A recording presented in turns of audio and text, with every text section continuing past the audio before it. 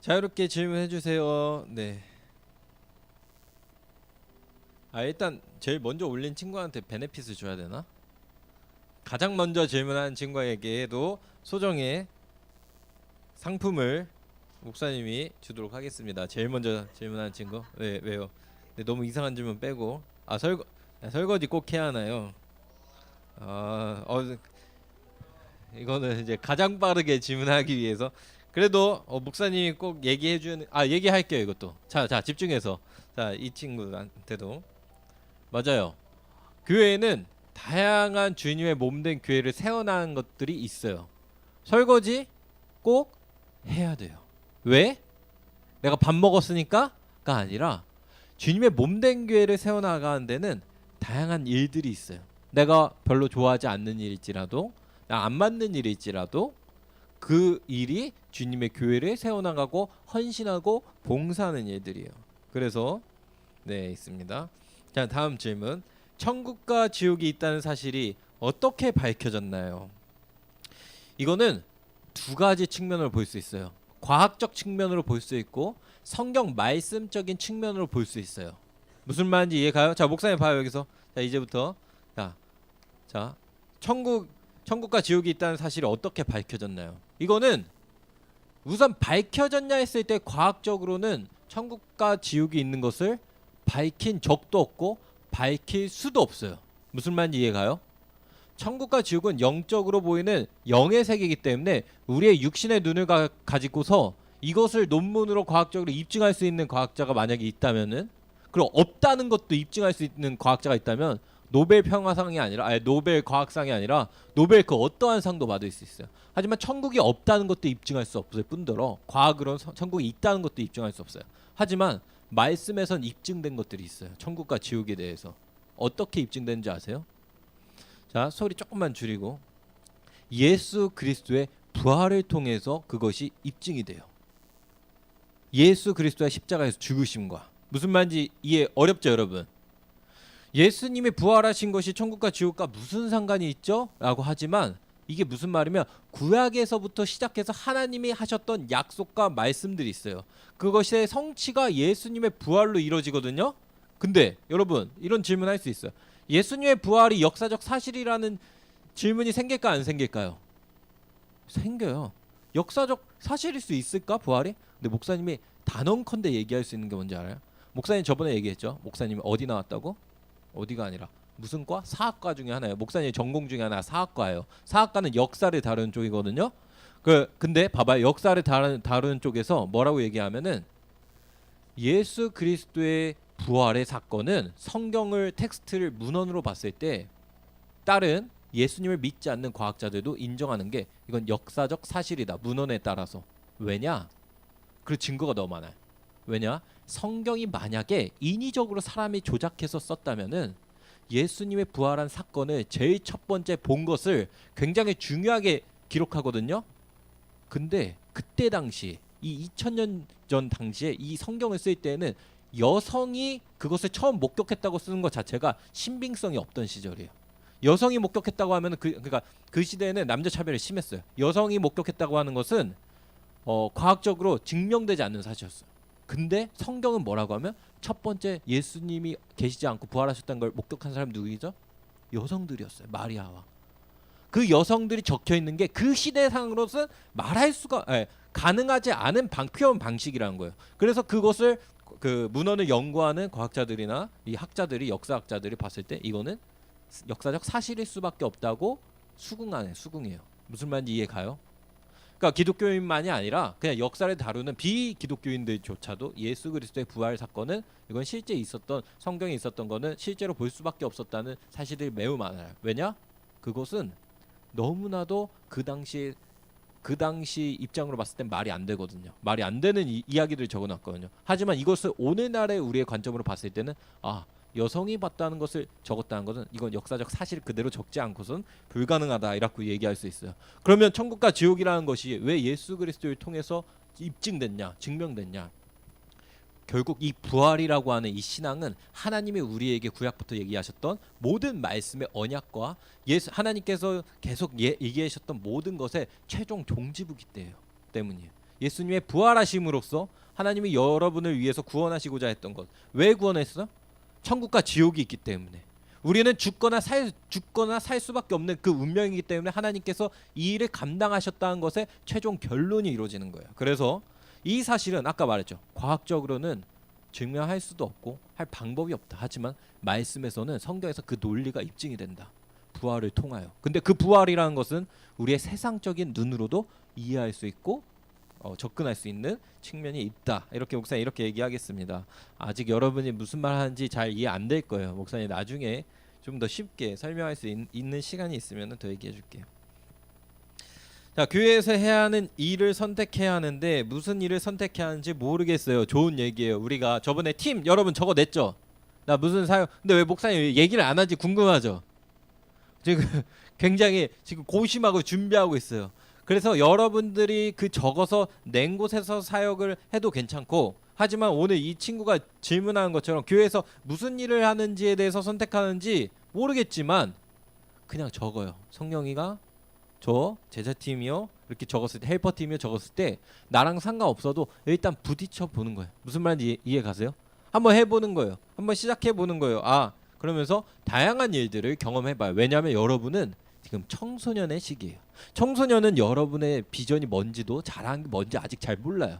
나에게 갖고 있는 하나님이 주신 소명이 재능이 뭔지도 잘 모르기 때문에 다양한 것들을 많이 경험했으면 좋겠어요. 하지만 그 와중에 내가 좋아하고 원하지 않는 설거지 같은 팀 사역일지라도 주님의 몸된 교회를 세워나간다는 마음으로 자세로 우리가 함께 했으면 좋겠습니다.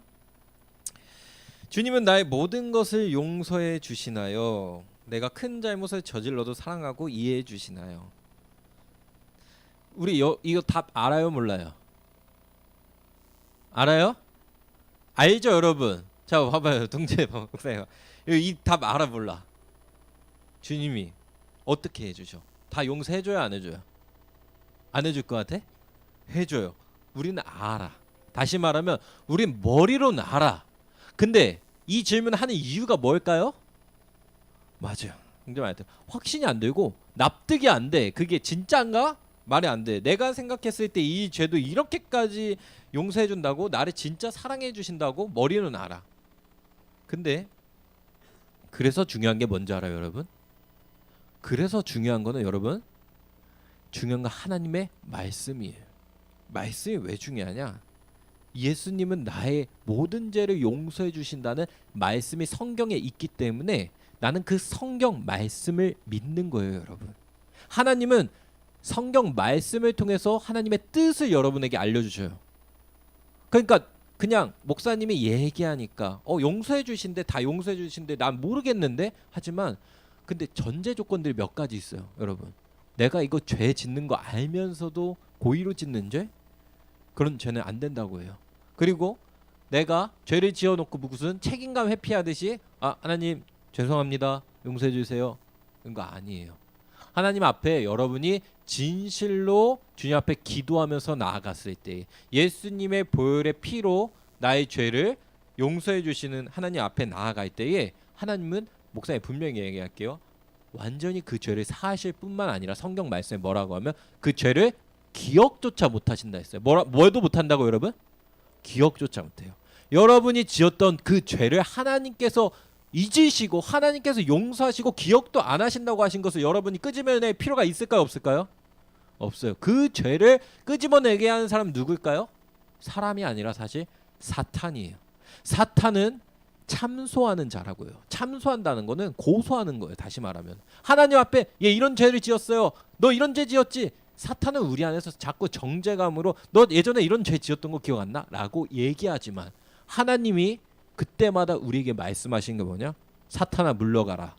예수님의 십자가에서 흘리신 보혈이 너희의 죄를 다 씻기셨다. 예수님의 보혈은 능력이 있어요. 여러분의 모든 죄를 용서할 수 있는 능력이 있고요. 예수님의 보혈은 능력이 있어요.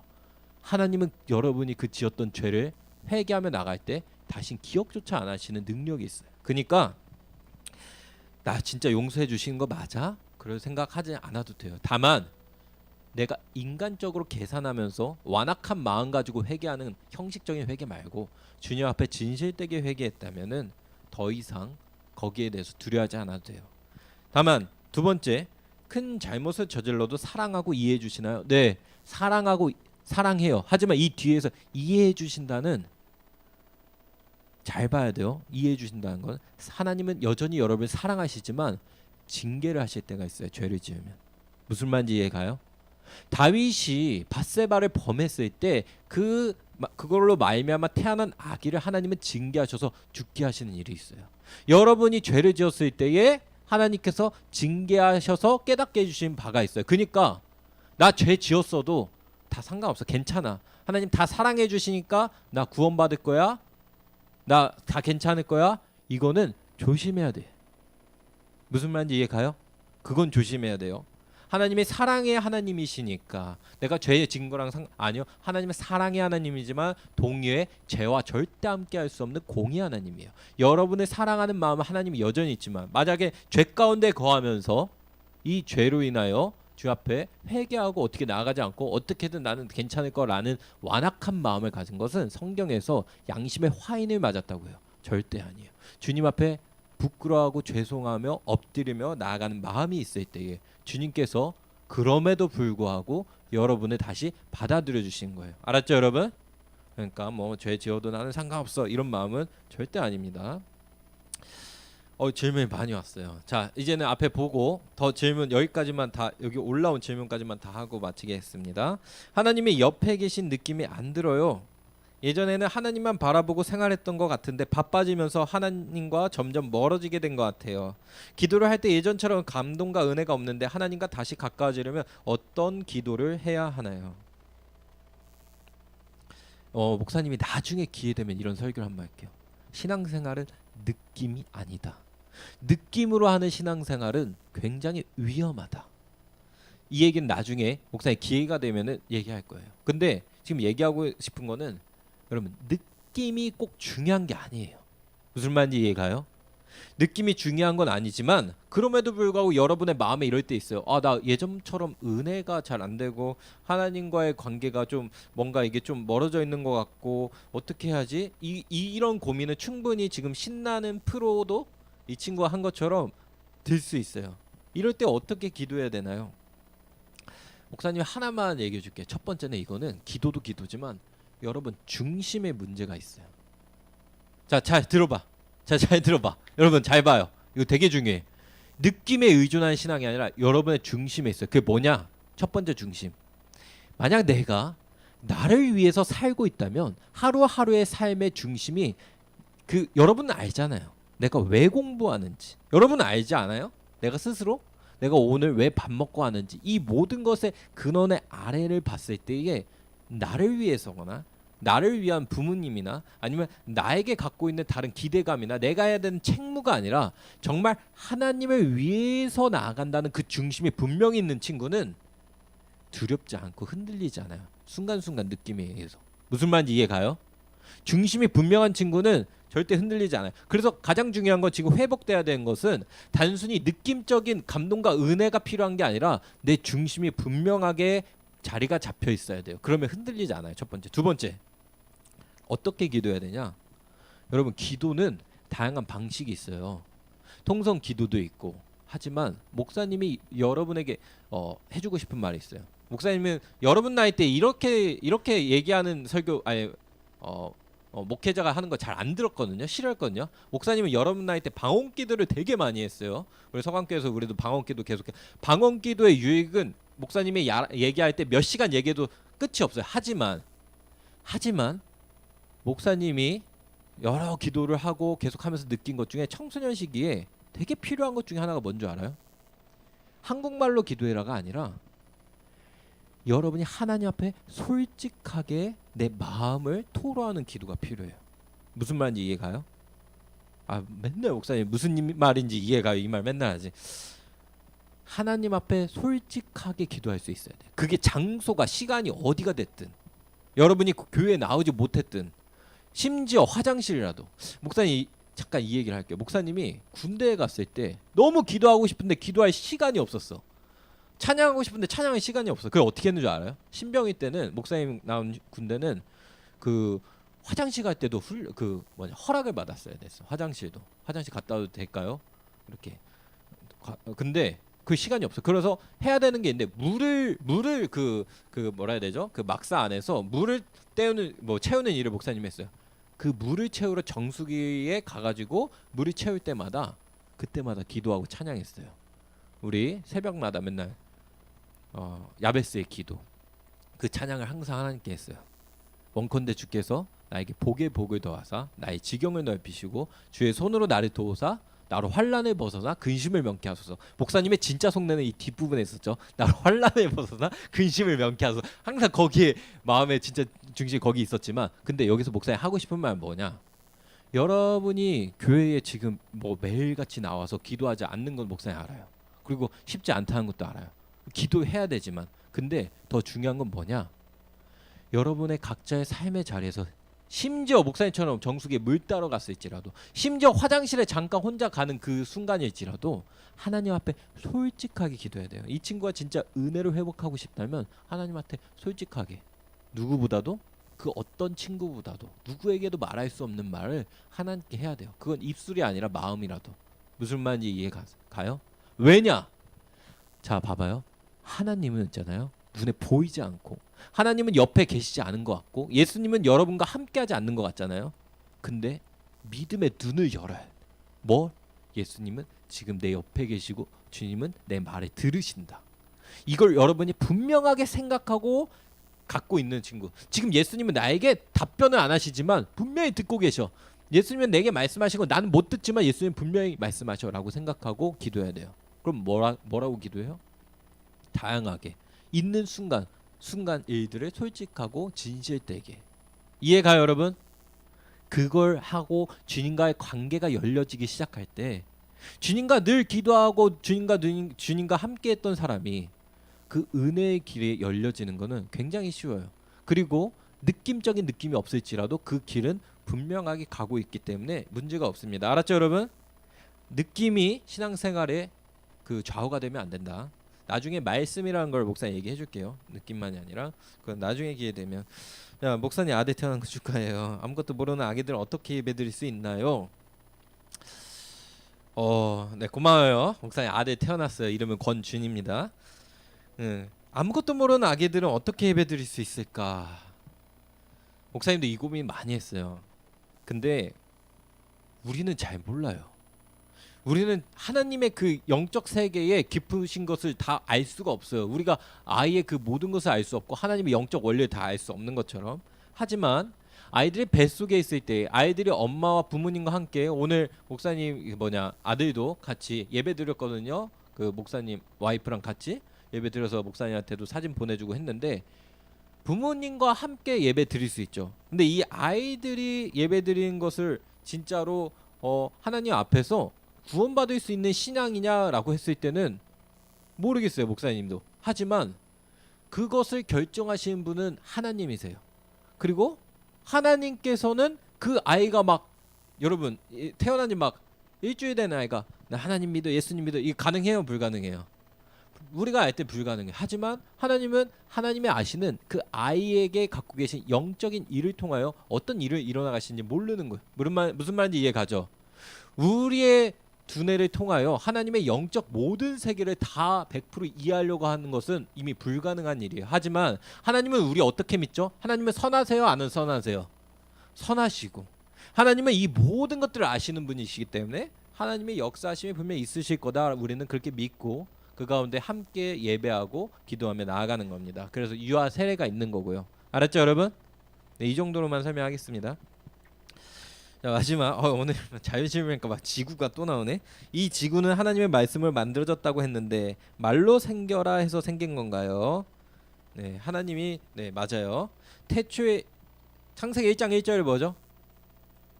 태초에 하나님이 천지를 하셨느니라도 있고 하나님이 천지를 창조하시느니라라고 말씀하신 그 말씀으로 되는 거예요. 빛이 있으라 하매 빛이 있었고. 자 어쨌든 말씀으로 생겨나라 해서 생긴 건가요? 맞아요. 그리고 사람을 빚어서 만들었다고 했는데 사람을 애기였을 때로 만든 건가요? 아니면 A년에 A년씩 만들어 주시는 건가요? 또 만약 말로 생겼다 하면 빅뱅은 거짓인가요? 또 빅뱅으로 만들었다 하면 빅뱅은 하나님이 만든 건가요? 네, 좋은 질문이에요. 우선은 우리가 성경을 통해서 알 수 있는 것이 있죠. 사람을 빚었을 때 아담을 하나님께서 처음에 사람을 창조하셨을 때에 아기로 창조하지 않으셨어요. 알죠? 아담은 성인으로서 아마 성인의 형체였을 거예요. 성인으로 창조하셨고 그 아담의 갈비뼈를 취해서 하와라고 하는 여인을 또 만드셨죠. 두 성인을 만드셨어요. 처음에 만든 사람은 아기로 태어나지 않습니다. 하지만 그 두 사람이 이제 결혼하여 아이를 낳아가지고 낳은 아이들이 이제 가인과 아벨 이제 그 아이들이 되는 거죠. 그때부터는 아기로 태어나는 거예요. 자 여기까지 얘기하고 자, 1년씩 만들어진 건 아니에요. 아이가 그 자손들이 계속 엄청 많이 낳았어요. 자녀들을. 왜냐 지금은 사람의 수명이 몇십 년이죠? 강건해야 80이라고 하잖아요. 80살까지 살잖아요. 90살 많이 살면 100살까지 살지만 이때는 수명이 900살이었어요. 말이 될까? 말도 안, 뭐라고 했어? 말이 될까 싶지만 900살이었어요. 그때는 진짜로 수명이 900살이어서 애를 얼마나 낳았는지 몰라요. 그 애가 또 애를 낳고 또 애를 낳고 어쨌든 그래서 어쨌든 그렇게 했고 또 다른 말로 하면은 빅뱅은 거짓인가요? 빅뱅이 거짓인지 아닌지는 목사님도 알 수 없어요. 빅뱅은 오늘날 우리 과학자들이 얘기할 수 있는 하나의 지구가 생겼다고 하는 과학적 가설로서 하나의 설로서 주장하는 이야기 중에 하나예요. 근데 이 설은 과학적 진보가 이루어지면 여러분 300년 후든 500년 후든 AI가 더 발달해서 과학적 진보가 이루어지면 빅뱅이 아니라 다른 이론으로 대추될 수도 있어요. 무슨 말인지 이해 가요? 여러분이 지금 살고 있는 우리가 2000 몇 년이죠? 25년인가요? 엄청 우리 나이 먹었다. 근데 어쨌든 2025년이 아니라 1100년 전만 해도 1900년대만 해도 또 다른 이론이 있었어요. 과학적 이론은 계속해서 갱신되고 계속 발견된 증거에 따라서 갱신되고 발전할 수밖에 없어요. 하지만 중요한 거는 빅뱅 이론이냐 아니냐가 중요한 것이 아니라 어떤 방식을 통해서 사람의 눈으로 봤을 때는 하나님이 창조하신 그 역사하심이 우리는 이렇게 표현할 수 있는 거예요. 하나님이 창조하는 그 창조의 과정이 우리는 이거 빅뱅이다. 이렇게 우리가 명칭을 만들 수는 있어요. 우리가 그것을 발견해서. 무슨 말인지 이해 가요? 네, 그런 거예요. 예를 들어 되새김질을 하는 동물들 그런 것도 우리는 그 되새김이라고 이름을 붙였지만 하나님이 보실 때는 다시 이렇게 개헌해서 하는 것들을 이미 주셨던 거예요. 우리는 그것을 발견했을 뿐이에요. 마치 수학 공식이 있었던 것을 우리가 원래 존재했던 것처럼 더하기라는 것은 원래 있었던 공식인데 우리가 발견해서 더하기란 명칭을 붙였듯이 이해가요, 여러분?